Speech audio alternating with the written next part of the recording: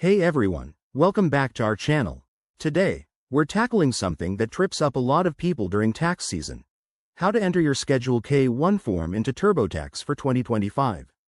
If you're a partner in a business, an S-corporation shareholder, or involved in a trust, you know that K-1 forms are essential for reporting your share of income, deductions, and credits.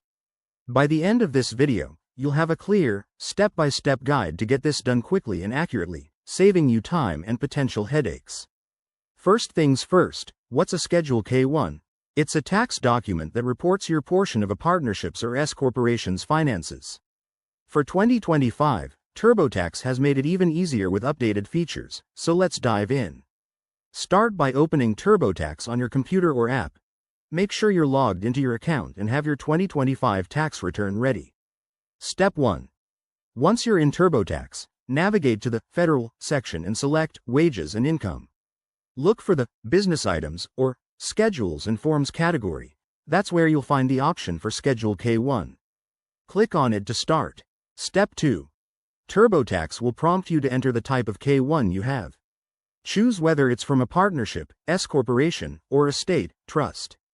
Then, input the basic details like the payer's name, your EIN or SSN, and the date. Step 3. Now, carefully enter the numbers from your K-1 form. This includes ordinary business income, rental real estate income, and any capital gains or losses. Double-check for accuracy. TurboTax might guide you with questions to ensure everything flows correctly. Step 4. If there are any adjustments or additional information, like state-specific details, TurboTax will ask about those next. Make sure to review for errors before moving on. Finally, once you've entered all the info, review your return summary and e-file if everything looks good. Remember, if you're unsure about any part, consult a tax professional. There you have it.